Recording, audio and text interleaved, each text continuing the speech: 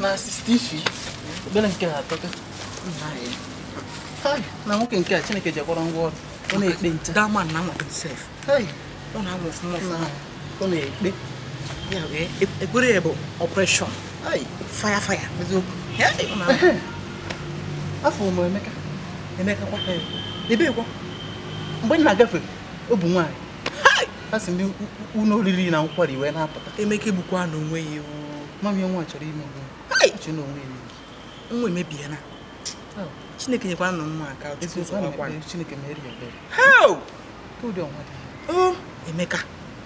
Ifu ya ebe ọ bụrụ nwaanyị, ifu ya ụzọ nwaanyị, ifu ya ụzọ nwaanyị. Good Bible. Na-akpọ onwe evangelist. Ọ fụrụ ya. Hai! Ifu akwa. Achọrọ m nwa ebe nchọ igozi. Ibe ịkwọ. Nwa onye nchọ imele ekpere. Ọ bụ mmanụ. Ka njefu onye ozi Chineke. Okay. Ka njefu ya. Mechaa. Ngwa mmecha ka aya. Okay. Bye bye.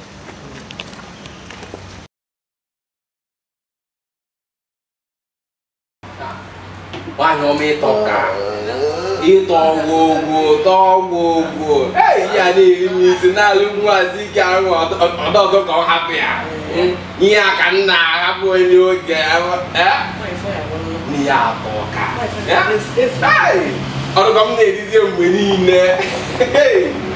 Maybe this be also. Iya toka. Maka gini. Gini mesia. Okay, but na room space. Mba biko ka anyị nọtụ obere ebe a. Gote m ihe dịka malt, turkey, fiber n'ime. Nnọkọta otu a nnọkọta nwa mbiri ihe m na gị na-eta nwa ejere akọlụ ndị ezi ya na-atọ m na ọ na-atọkwazi Gote m malt ofu chicken ka m biko. Okay, so I did right. 60 feet.